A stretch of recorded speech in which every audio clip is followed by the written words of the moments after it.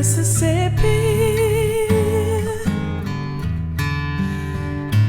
this is your song. So for all the righteous people who won't let you forget when you were wrong.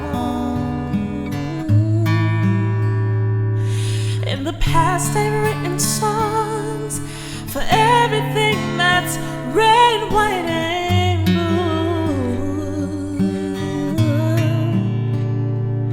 It's been a long time coming, Mississippi. This one's for you.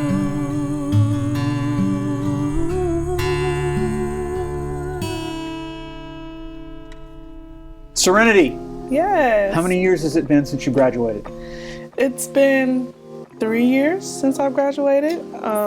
3 years. Your plans took like a 180 turn Yes. on their head from the time you left high school to where you're at now. So Correct. tell us the story.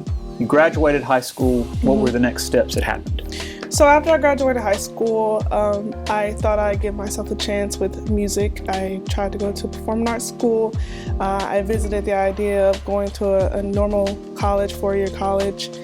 And then I was on Playbill, which is a website where performing arts or musicians, instrumentalists, they go and they find jobs.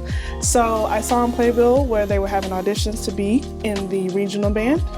So I flew to Lackland at San Antonio, Lackland Air Force Base, and I auditioned. I was in front of a panel. I did 6 songs in total.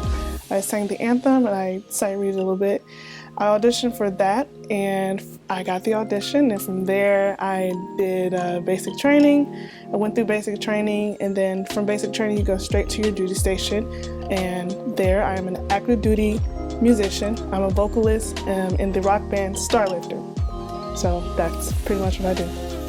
Is it normal to land that young in the Air Force in that position? No, sir. So most of Air Force musicians, they normally come in with already a bachelor's degree in their instrument or in their vocal shred. So it's a rare thing for someone fresh out of high school to get the job, just because of the requirements that they expect you to be at a certain You were level. young. I was pretty young. I was 19 Right. when I got in. So yeah, I got pretty lucky with the situation. It's not a thing that they never do, but just with the percentage of musicians that are in Air Force, they have their bachelor's degree already in music. What was that selling point when you were on that website and you were like, I've never even thought of this? Like, Right. What switched in your mind that led you down that path? So before I got in, I didn't know that it was a actual job in the military. It is a shred that is exactly what you do, active duty, and they do have Guard and Reserve bands as well. But originally, my mom showed me the flyer and I told her no. That was my first train of thought. You think in the military and you think, hey, I have to do all these things. You don't know what you're getting into. And I told her no for the first time. And then I started doing my research about, the mission of the bands, the military bands, and what we do every day in and out, and what our goal is. And I realized that it's exactly what I want to do in my life. You know what I'm saying? Right. So as a musician, it's hard, it's hard to find, well-paying jobs and stable, and, it's a different situation on the outside. So for the military to have an opportunity for you to do exactly what you love to do, which is music, and get all of the benefits and everything, that's a win-win to me. Tell me a little bit about your background in music. Like, at what age did you start saying, I love singing? So I've been singing ever since I could remember. For a long time, and even before I could talk, I would hum to the radio, and I knew from an early age when teachers or my mom or family members would ask me, hey, what do you want to do when you when you grow up, what do you want to be? It was always a singer. It's always to sing and perform for people. Never changed. And I kept that, and I kept that drive all the way up until I graduated. And it's landed me to where I am now. You got off of basic training. What were the next steps in the Air Force? Like, how did you end up in the band? What's the name of the band again? So I'm in the band of Mid-America. Okay. What were the next steps when you got out of basic? Like, how did you land where you currently are? So the next step would be I would leave the training base that I trained, and I would they assign you to a band, and it varies, you know, and they assigned me to the band of Mid-America at Scott Air Force Base in Illinois.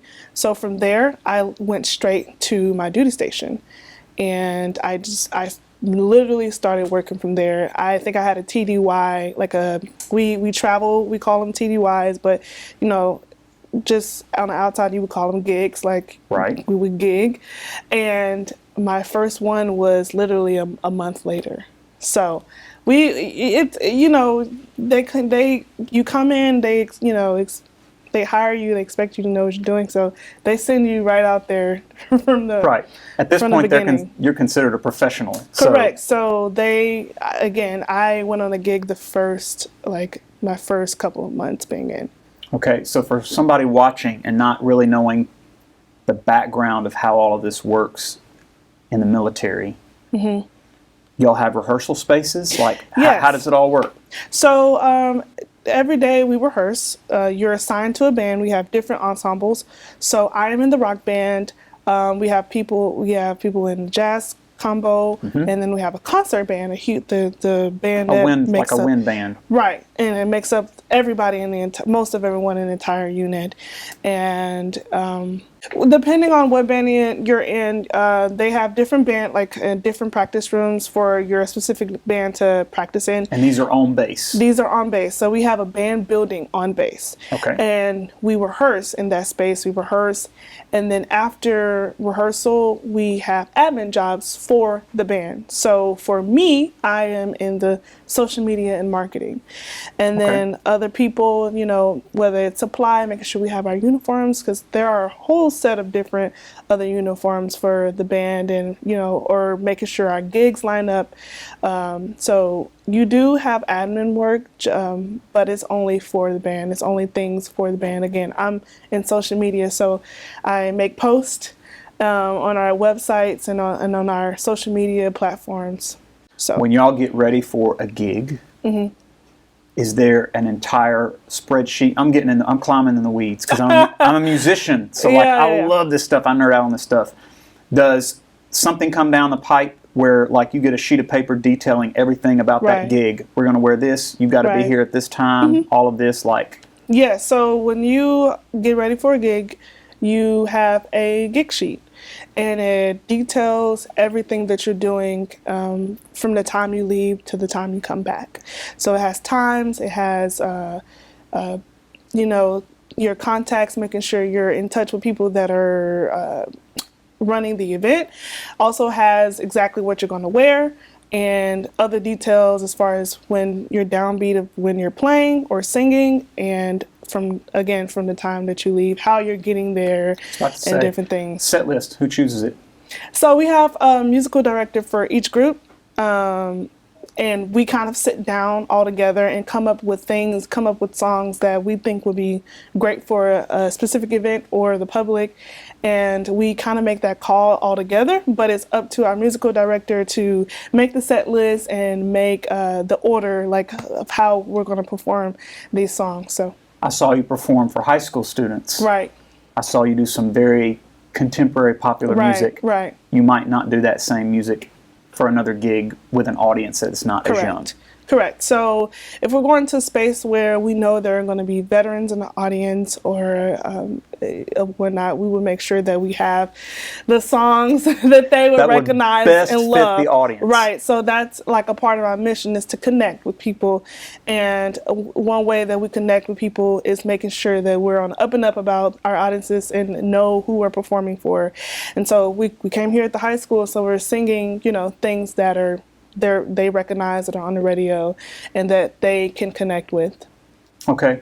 Is recruitment a part of your job? Yeah, so we're not the recruiting office, but we are another element for recruiting for the Air Force. Yes, for the Air Force, yes. All right, everybody's going to be mad if you don't sing something, so we're going to do a little something. Okay. It took us a second to actually come up with something that I would know how to play. So, Sitting on the Dock of the Bay, Otis Redding, classic. All right, here we go.